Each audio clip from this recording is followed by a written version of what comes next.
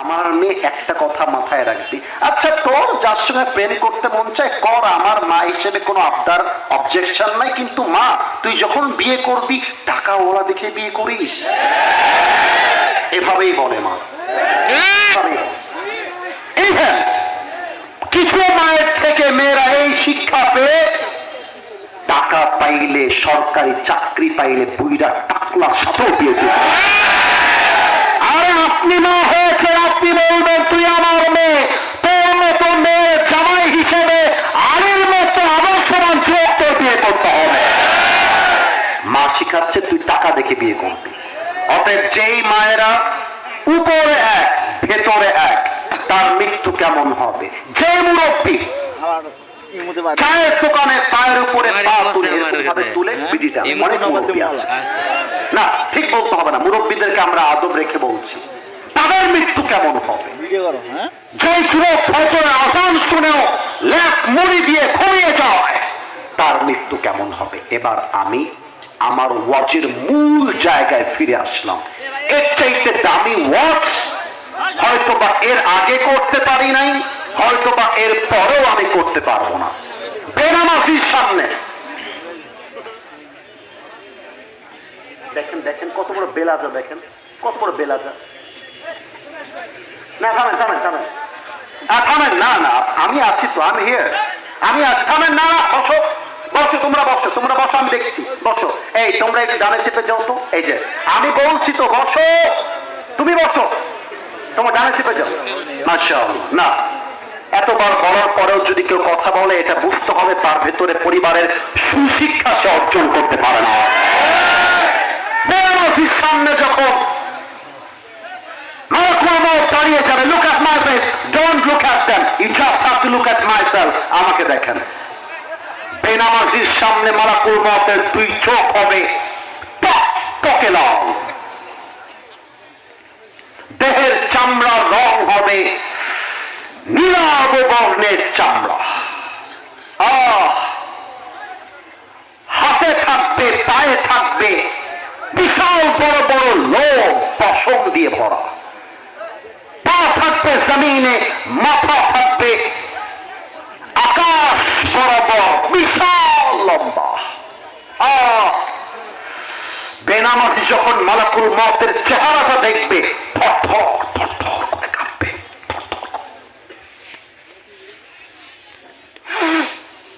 মালাকুল মউতের চেহারা দেখে বেনামাজির চোখটা উল্টায় যাবে, উল্টায় যাবে,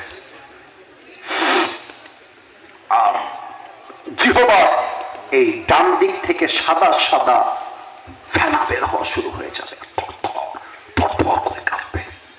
এবার বেনামাজির দিকে মালাকুল মউত একটা ধমক দিবে, চিৎকার দিয়ে, ইয়া আইয়ুহান নাফসুল খাবিসা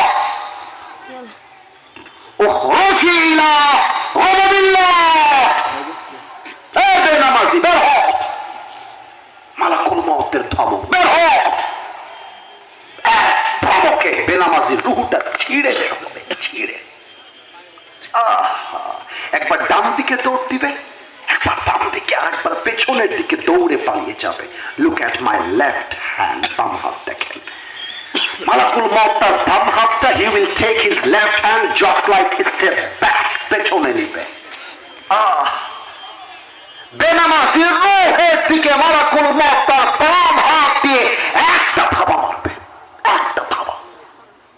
রূহটা যখন টেনে বের করবে, হাদিসে আসছে একটা জীবিত ছাগলকে যাবেহ না করে তার চামড়া কেউ যদি ব্লেড দিয়ে এভাবে কেটে ফেলে, ছিঁড়ে ফেলে, ওই ছাগলটার যে পরিমাণ কষ্ট হয় তার চাইতে কমসে কম 70 গুণ বেশি কষ্ট দিয়ে বেনামাজির রূহকে কবজ করা হবে। বলেন সবাই নাউজুবিল্লাহ। আরেকবার বলেন নাউজুবিল্লাহ। এই ওয়াজ শুনেও যদি কেউ নামাজি না হয়, এই ওয়াজ শুনেও যদি যুবক পর্নোগ্রাফি ডিলিট না করে, এই যুবক শুনেও যদি কোনো মেয়ে পর্দা না করে, বিশ্বাস করেন, বলে দিয়ে গেলাম, আশা রাখবো আপনারা একমত হবেন, ওর মতো কপাল পোড়া হতভাগা আর কেউ হতে পারে না। এই ওয়াজ শুনেও যদি কেউ নামাজি না হতে পারে। মাঝে মাঝে আমি আমার নিজেকে নিয়ে ভাবি, আমি আমার নিজেকে নিয়েই ভাবি। এই যে আমার জামা দেখেন, এই যে জামাগুলো পরে আছি সব দামি ব্র্যান্ডের। আমি অহংকার নিয়ে বলছি না, কিসের অহংকার রে ভাই? গরিব ঘরের ছেলে, আমি মধ্যবিত্ত পরিবারের ছেলে। আপনারা হাদিয়া দেন, এই তো, আর কি আমার কি যোগ্যতা আছে? আরে আমার তো চেয়ারে বসারই যোগ্যতা নাই। আল্লাহ আমাকে রহমত করে আপনাদের ভালোবাসে আমাকে বসার সুযোগ দিয়েছেন, দ্যাটস ইট, এটাই তো। এই যে আমার ব্লেজার অনেক দামি, আমি অহংকার না, বোঝাবার স্বার্থে বলছি। এই যে জুব্বা অনেক দামি ব্র্যান্ডের জুব্বা, এই যে ঘড়ি অনেক দামি, টুপিটা পাকিস্তান থেকে নিয়ে আসছি আমার জন্য স্পেশালি।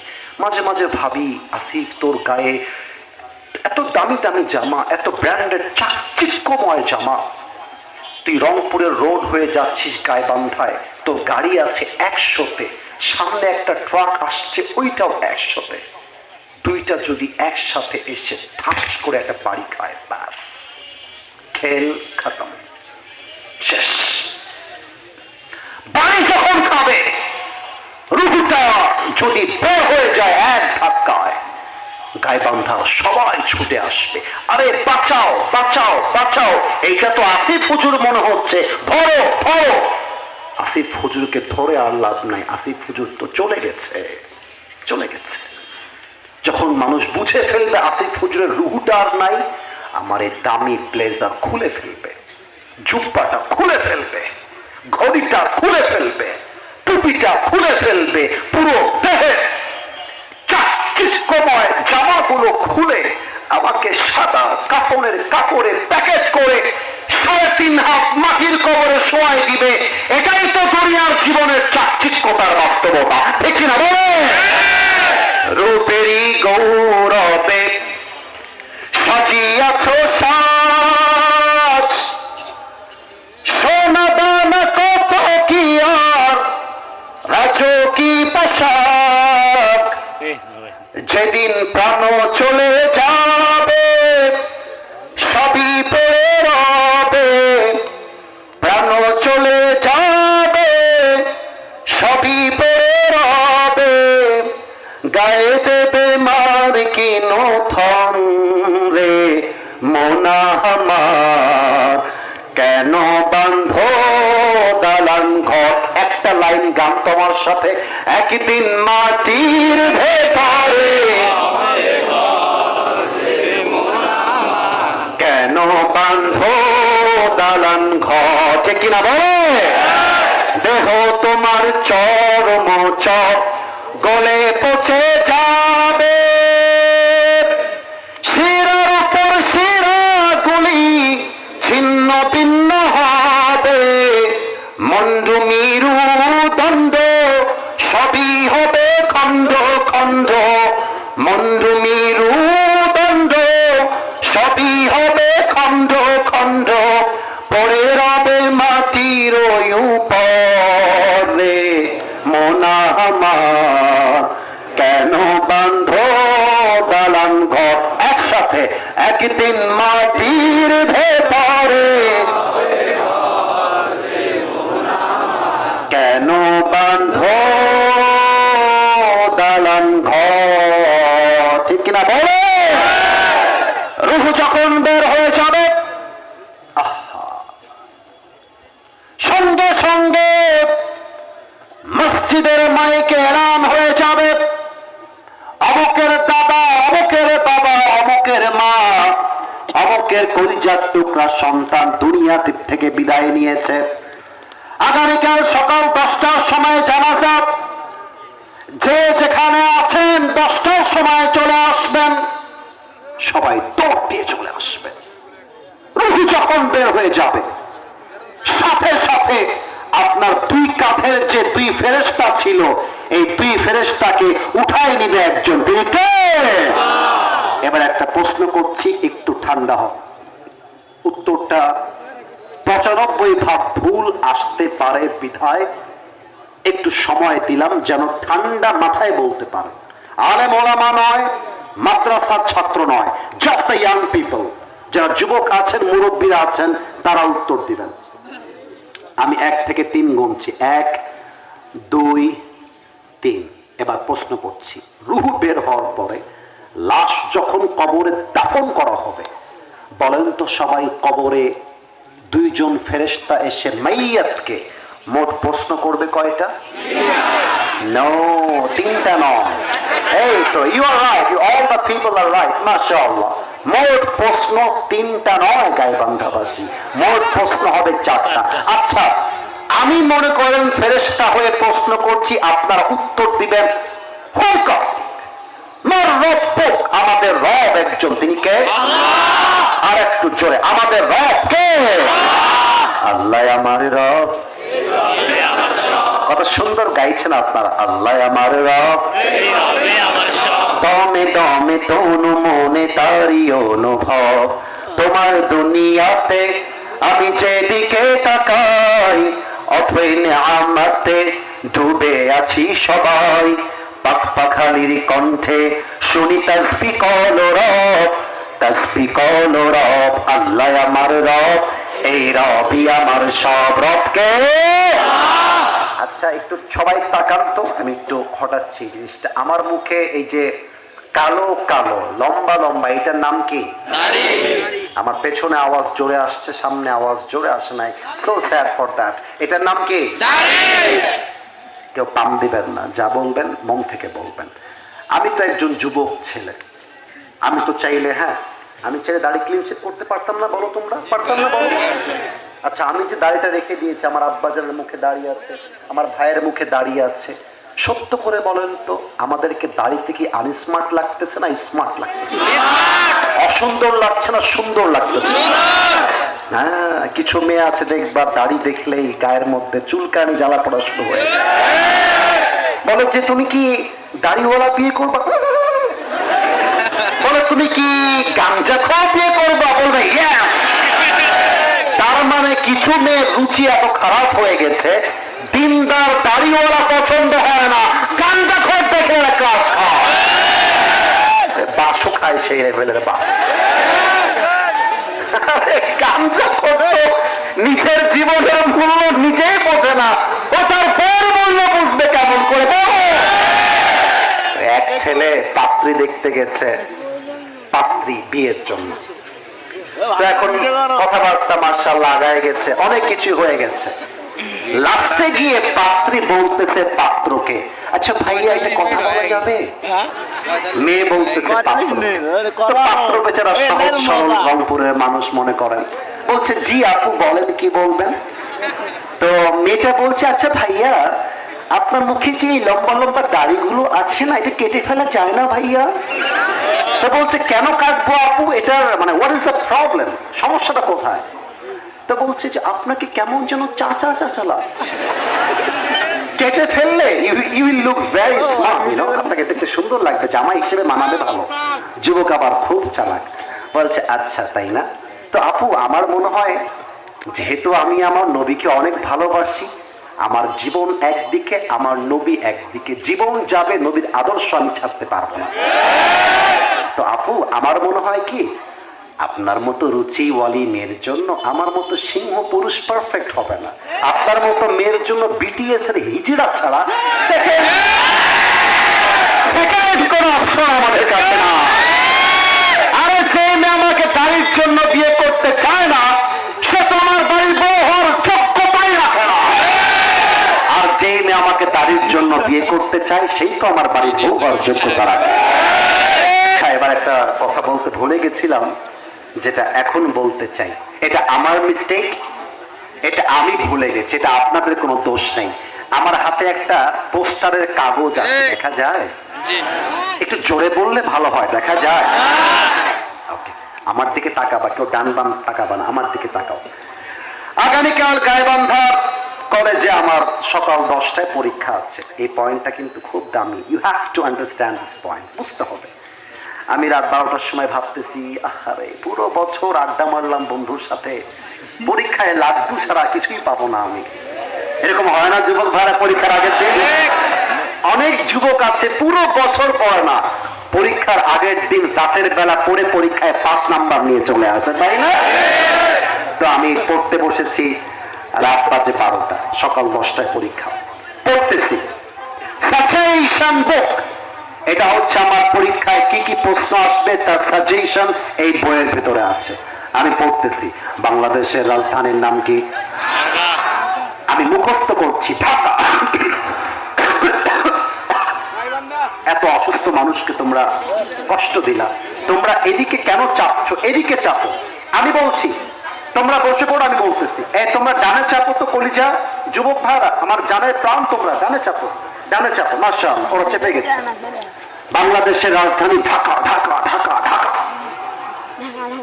বাংলাদেশের সবচেয়ে বড় সমুদ্র সৈকত কোথায়? কক্সবাজার, কক্সবাজার, কক্সবাজার। পড়তে পড়তে এই বউ পাবে না, এটা একে না না না, খবরদার, কই যাও তুমি? মুসলমানি দিয়ে রেখে দিব জায়গা মতো, একেবারে চুপ করে বসে থাকো। কত বড় সাহসটা, উঠে গেছে। আরে দেখাচ্ছে উঠে যাবে, লুঙ্গি টান দিয়ে ধরে বসায় দেওয়া। কালকে পরীক্ষায় গেছি, সকাল 10টায় হলে ঢুকেছি। স্যার বলছে এটা আসিফ হুজুর না? ওই যে ফেসবুকে মাঝে মাঝে ওয়াজ দেখা যায়, এই আপনি আসিফ হুজুর না? জি জি স্যার, আমি আসিফ হুজুর। এই নেন, this is your question paper, এই যে পরীক্ষার প্রশ্নপত্র। যখনই প্রশ্নপত্র পেয়ে গেছি, আরে जो मैंने पढ़ा था वही आ गया है। যা পড়েছিলাম ভাগ্যক্রমে তাই চলে আসছে। লাগা উত্তর ক, বাংলাদেশের রাজধানী ঢাকা। খ, বাংলাদেশের সবচেয়ে বড় সমুদ্র সৈকত কক্সবাজার। লাগা উত্তর, নাম্বারকে আটকায় তাই দেখব। ব্রেন দিয়ে মুখস্থ করলাম, ব্রেন দিয়ে উত্তর দিয়ে চলে আসলাম পরীক্ষার হল থেকে। কবরের প্রশ্ন এমন প্রশ্ন, আপনি যতই ব্রেন দিয়ে মুখস্থ করেন যে মার রব্বুক রব্বি আল্লাহ, মার রব্বুক রব্বি আল্লাহ, মার রব্বুক রব্বি আল্লাহ, মান নবিয়ুক আতারিফু হাযা রাজুল, হাযা নবিয়ুনা মুহাম্মাদুর রাসূলুল্লাহ সাল্লাল্লাহু আলাইহি ওয়াসাল্লাম। মুখস্থ করতে করতে মুখে আপনার ফেনা উঠে যাবে, কিন্তু মাথায় রাখতে হবে কবরের প্রশ্ন উত্তর ব্রেন দিয়ে নয়, উত্তর দিতে হলে ঈমান, আমল, চরিত্র আগে ঠিক করতে হবে।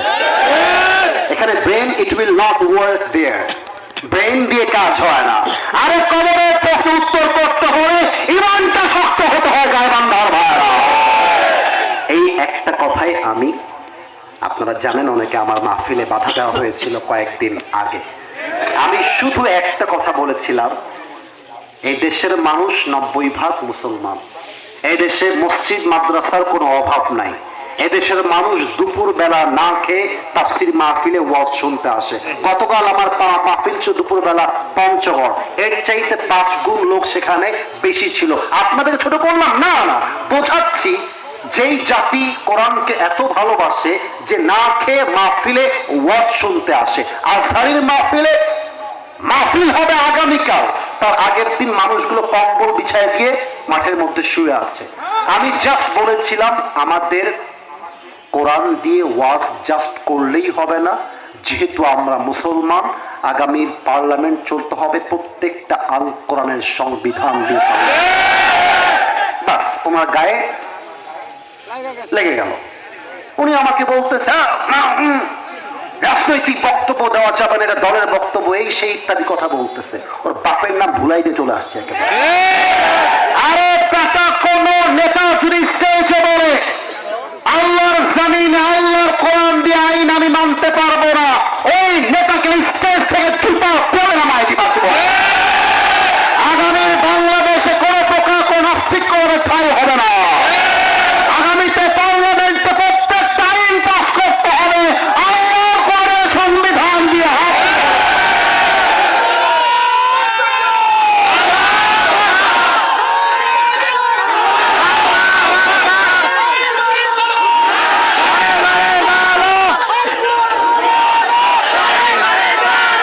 গাইবান্ধাবাসী আল কোরআন দিয়ে আইন চলবে, নাকি আমি ভুল বললাম তো ঠিক বললাম?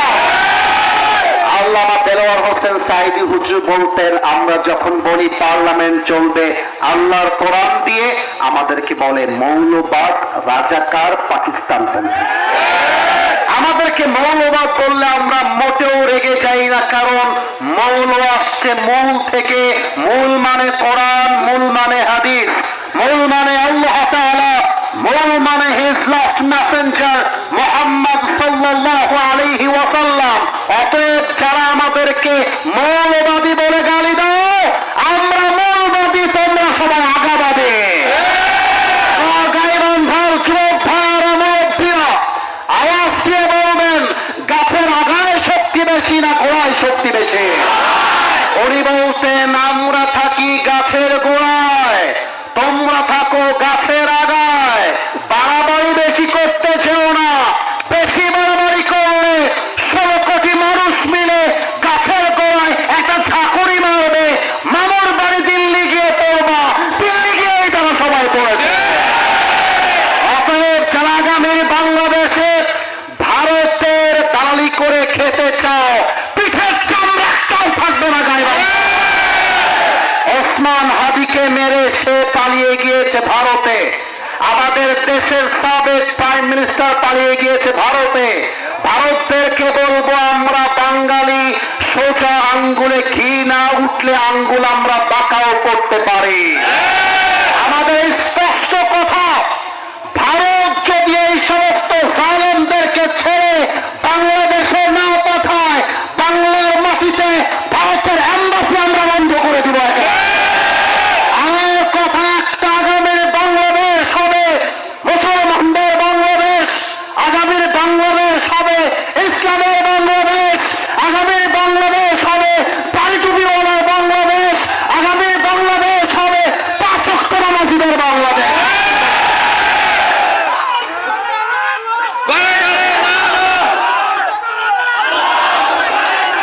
অতএব কবরে গিয়ে শুধুমাত্র প্রশ্ন করলে উত্তর হয়ে যাবে তা নয়, বরং কবরে উত্তর দেওয়ার আগে বাস্তবিক জীবন আমাদেরকে মানতে হবে, ঠিক কিনা বলে? এবার উত্তর দেন, ওয়ামা দীনুক, আমাদের ধর্মের নাম কি? আওয়াজটা কমে গেল, আমাদের ধর্মের নাম কি? এবার 4 নাম্বার প্রশ্ন। ফেরেশতা বলবে, কি ব্যাপার? আপনি তো একটা প্রশ্নেও আটকায় গেলেন না, ব্যাপার কি? ওমা ইলমুক, what is the source of your knowledge? আপনার জ্ঞানের উৎস কোথায়? আমরা বলবো, জ্ঞানের উৎস একটাই কিতাব, কিতাবটার নাম কি? এবার কয়েকটা হাদিস বলছি, জাস্ট আপনারা সুবহানাল্লাহ আওয়াজ দিয়ে পড়বেন। এই যে ডানে তোমরা একটু তিরিং বিরিং করছো, এটা করো না, আমার চোখে চোখ রাখো। আল্লাহ বলবে, আমার বান্দার কবরটাকে তোরা এখনই জান্নাতের বাগান বানায় দে। এত আস্তে কেন? জোরে বলেন সুবহানাল্লাহ, আকবার বলেন সুবহানাল্লাহ। আল্লাহ বলবে, আমার বান্দার কাপড়গুলো খুলে জান্নাতি পোশাক পরায় দে। আল্লাহ বলবে, আমার বান্দার কবরকে 3.5 হাত মাটির ঘর নয় 70 গজ লম্বা করে দে। বল সবাই সুবহানাল্লাহ, সবাই 2 হাত তোলেন, সবাই, এভরিওয়ান রেইজ ইওর 2 হ্যান্ডস। কেউ যেন বাদ না যায়। আলোচনা করার কথা ছিল মাত্র 1 ঘন্টা, এটা আমার লিখিত ফর্ম আছে, কিন্তু 1.5 ঘন্টা হয়ে যাচ্ছে। আমি তাও অফ করলাম কেন? এর কারণ গাইবান্ধার মতো মাটিতে ওইসব ফর্ম ট্রম নিয়ম দিয়ে চলবে না, এখানে ভালোবাসা দিয়ে হিসাব করতে হবে। অতএব আমি এখন যা যা বলতে বলবো তাই তাই আপনার আল্লাহকে বলতে হবে। একটু কাশি দেন। যারা দাঁড়িয়ে দাঁড়িয়ে চিৎকার করছিলা, এবার তোমরা যত মন চায় আল্লাহর নাম নিয়ে চিৎকার করবা। বলেন সবাই আল্লাহ। মাশাআল্লাহ, আমার আলেম ওলামারাও আল্লাহর নাম চিৎকার করে বলতেছেন, আমাকে সম্মান জানিয়ে সংবর্ধনা দিয়ে তারা আমাকে ভালোবাসা দিয়েছেন। আর একবার একটু হাতটা তুলে হাতটা মুষ্টিবদ্ধ করেন। Follow my 2 hands just like this, এভাবে। মাশাআল্লাহ, বলেন আল্লাহ। বলেন সবাই তোমার। একটু জোরে বলেন না, তোমার। শাহী দরবারে দিল থেকে তওবা করছি, ও আল্লাহ, তুমি আমার জীবনের সব গুনাহ মাফ করে দাও। বলেন সবাই আল্লাহ। আমি তোমাকে ওয়াদা দিলাম, আজ থেকে যে গুনাহ, আপনাদের আওয়াজ কিন্তু পারফেক্ট আছে, আর একবার, যে গুনাহ অতীতে করেছি, আল্লাহ বলেন সবাই, this is my promise to you O Allah.